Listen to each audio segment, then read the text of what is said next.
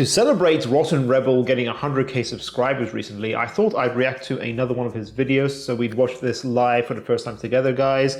The video is titled Top 12 Summer Fragrances for Men for 2024. So if you guys want high quality fragrance reviews, go ahead to Rotten Rebel to subscribe to him. Let's begin the video.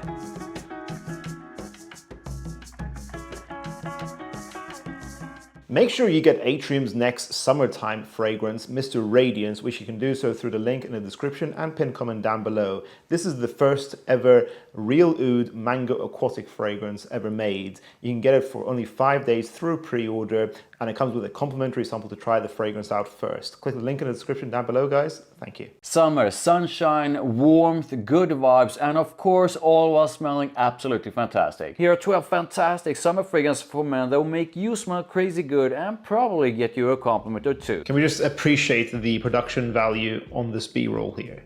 We are going from mass appealing aquatic fresh scents to compliment sweet fresh men's fragrances to tropical fresh fragrances and more. Yeah, it's good when you have a variety of styles in a video because, yeah, you can get very mass appealing freshies that are just generic and redundant if you already own like 5 of them, let's say. There's no point in having Acqua di Gio and Sauvage and Bleu de Chanel and YSLY. It all kind of becomes a jumble in your collection. You end up just picking your favorites and the rest gather dust. So that's why it's more efficient for you to have a variety of styles in your collection so none of them end up being neglected. You end up using all of them. Let's start with tropical summer freshness for a fantastic and sexy summer vibe. And I have 2 wicked summer fragrances for you, but I'm gonna count them as one because they are basically almost doing the same thing, but in different ways. Both Gaultier Le Beau and Le Beau Paradise Garden have a coconutty freshness in focus. Le Beau is this fantastic mix of freshness and sweetness with coconut and vanilla. You get the citrusy freshness of bergamot and the creamy sweetness of tonka and coconut in a great fresh and sweet blend. This, to me at least, is summer and sunshine on a beach in a bottle. I would say the original Le Beau is kind of boring. I think it's the weakest from the releases so far. It's kind of like a coconut softly projecting tonka bean creamy lotion kind of vibe is what I get with the fragrance. It's very simplistic. I always saw it as the poor man's Chanel's a Laurent Eau Extreme, so bear that in mind. I don't recommend it. I think the other 2 flankers are better. Le Beau Paradise Garden keeps the tonka coconut combo from Le Beau, but changes its citrusy freshness to a more sort of a green, watery and minty one. You also get a bit of the woodiness from Le Beau Le Parfum in the dry down. To me, it's Le Beau made greener and even fresher with a less intense dose of sweetness and vanilla. Yeah, I think Le Beau Paradise Garden is more unique, more interesting. It's definitely the preferred flanker for myself. 32% of people who watch School of Scent are subscribed to us. If you guys want to see our channel grow, to really help us out, click subscribe. Let's get that number to 40%. Thank you. I think John Varvatos fragrances are often overlooked and underrated, and this is one of them that I think smells great and is perfect for summer. The opening is intensely but smoothly sort of a lemony and aromatic fresh, and the opening does remind me at least a little bit of YEDT and some other fragrances. So it's familiar for sure, but smells great right away. Okay, I don't think you actually mentioned what the name of that fragrance is. Let me just find a note breakdown. Okay, so it's called John Varvatos XX Artisan Teal. Interesting name, interesting packaging. I don't think I've actually seen this flanker before, so I'm learning something new here. Okay, so it's citrusy, marine, salty, with some floral, musky nuances in here. This could be a really sensual, soft, and handsome fragrance. I think it really depends on how it smells. It's difficult to try and predict its scent profile just from the notes alone, but it seems interesting from the notes. But it is a shame a lot of people are saying this reminds them of YSL's YEDT. To me, that kind of makes it redundant for me to go check out. It kind of seems boring. The longevity isn't the best either. It's probably a mass appealing freshie that smells nice. Have you guys tried this fragrance? What are your thoughts on this flanker? Moving from one kind of aquatic freshness to another, and this is without a single doubt one of the most mass appealing, easy to wear, versatile, fresh men's summer fragrances ever made. Profondo is all about an aquatic kind of freshness with a smooth dose of citrus and aromatics and a bit of soft musk in the dry down. This is a modern, fresh and aquatic scent that's incredibly versatile and one that can be worn to pretty much any occasion, like anytime, anywhere. So Acqua di Gio Profondo, I say yes, is the best for the younger guys out there for looking for the Acqua di Gio best flanker. But overall, I think for all age groups involved, if I'm going to just give an overall opinion, I think the Parfum still is the best flanker. I think it's better blended. It really brings out the best facets of the Acqua di Gio line. It's a very fresh, citrusy, mass appealing aquatic DNA, of course, and Parfum really resurrects the metallic, masculine, herbaceous aspects of Essenza, which is discontinued now. Next up is a luxuriously fresh and incredibly mass appealing summer scent that opens up with a massive and sort of a rich dose of citrus that's made even fresher with a bit of mint. Sedley is a nice freshie from Parfum de Marly. I always put it in this trio of Percival, which is youthful, Greenley, which is better performing but more synthetic, and then Sedley is probably the most mature out of the three. It's citrusy, and Broxton sandalwood has a masculinity to it.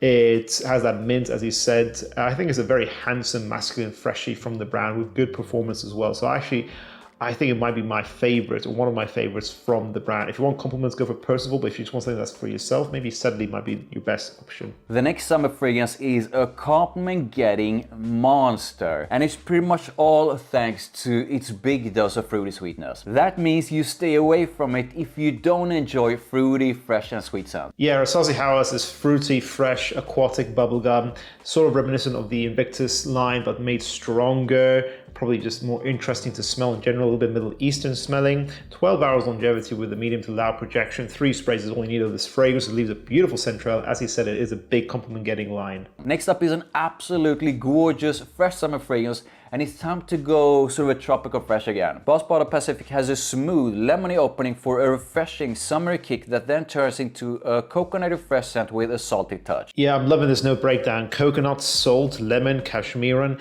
All these notes are some of my favorites in perfumery, so this could be really mass appealing.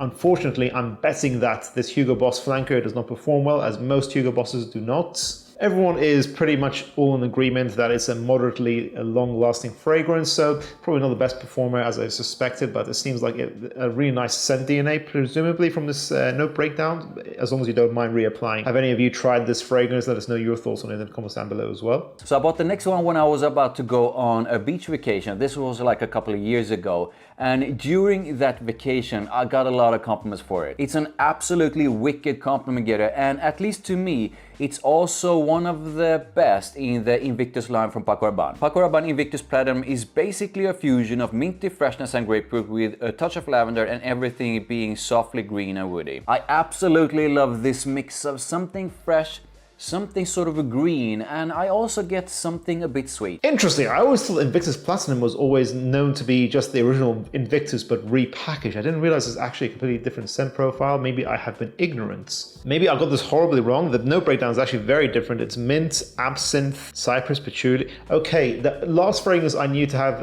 absinthe in it was VIP 212 Man.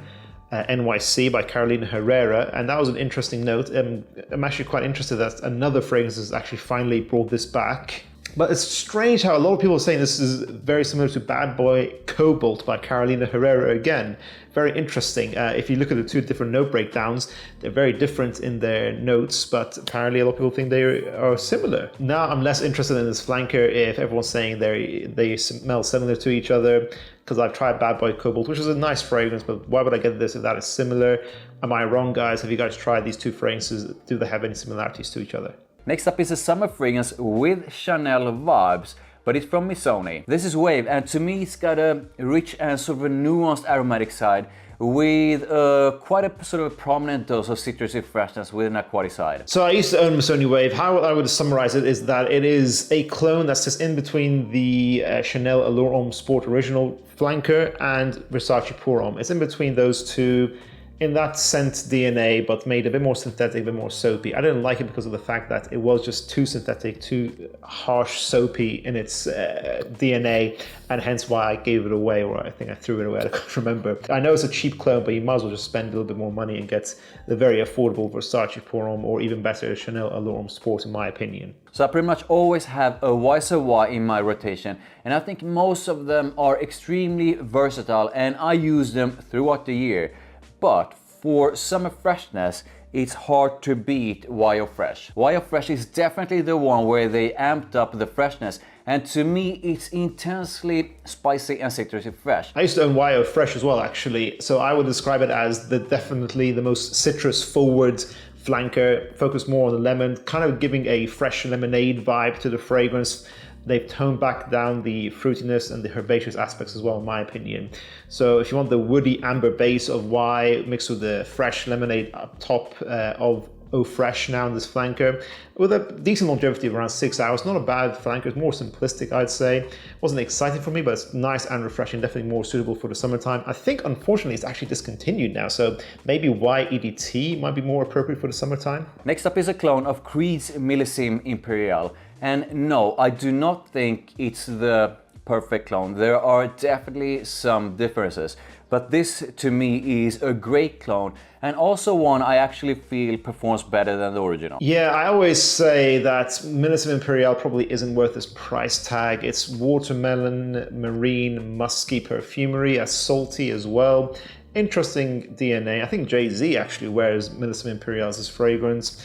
Milestone actually brings out the watermelon notes of the original DNA more. It's a bit more synthetic, but as you said, it's a bit more thick and longer lasting. Definitely suited for the warm weather, and I think it's probably much better value for money than Millésime Imperial. This is a summer fresher with sandalwood, and to me at least is very unique and very different compared to most other freshies. This opens up with what is, at least to me, a unique marine kind of freshness that's a bit salty. The dry down takes it in a floral and tropical fresh direction with ylang ylang, and it turns into this creamy floral kind of freshness with smooth sandalwood at the base. Okay, so that flanker he was holding was Kenzo on Marine, which I think I may have sprayed once in a department store. Very simplistic note breakdown, marine notes, ylang ylang, sandalwood and musk. Bear in mind, ylang ylang is sort of like a yellow, white, floral, family-esque kind of fragrance note that is kind of creamy, a bit custard-like. It's very thick. A little bit feminine as well, I would say, overall. So it's quite tricky to use that note in men's perfumery. I think it's cool that it's long lasting, but just based on the note breakdown, I'm not sure if this would work for all men. I don't think it would be an easy to love fragrance. It might be a little bit polarizing. Have you guys tried this flanker properly? I can't remember wearing it properly. So let me know, guys, do you think this is a good flanker or not? Next up is a fresh summer fragrance that I think is not only underrated, but also quite unique. Yes, I see. King Eau de Parfum, finally, another reviewer who appreciates how good this fragrance is. I've mentioned it before on this channel. I think it's definitely a slept-on bubblegum-esque fragrance that's long-lasting and brings that kind of DNA into a more masculine realm. But this smells great, it's a compliment getter, and the longevity is actually quite good. This has a unique freshness as a mix of smooth lemony freshness, a prominent dose of fig, intense but smooth spiciness from pimento, and smooth woodiness. I get the woody aspects, the fruity fig aspects, bubblegum-esque aspects here as well. I think it smells masculine, has some nice dry vetiver in here that's not challenging at all. And as you said, again, longevity is pretty good. I get 8 to 10 hours of medium projection, so definitely I think it's a solid flanker. I don't think it's particularly spicy. I think that pimento pepper note mentioned there, I don't think it's that prominent personally. I don't really get it. So there you go, some fantastic fresh summer fragrances. Now I would absolutely love to know if you have tried any of these and your thoughts on them. And I would absolutely love to know your current and most favorite fresh summer fragrance. And that concludes his video. I think this was a really great video. It had a variety of styles. It introduced me into new fragrances that I definitely want to check out. I might actually just go ahead and blind buy that Hugo Boss Pacific. I think it's called Bottled Pacific, because that looks quite interesting. So yeah, what about you guys? Have you explored or discovered new fragrances now because of this video that we reacted to together? As I said, of course, I'm reacting to it, so I've cut out a lot of Rotten Rebel stuff that he says in the video. If you want to watch the full clip, we'll leave it linked in the description down below, guys.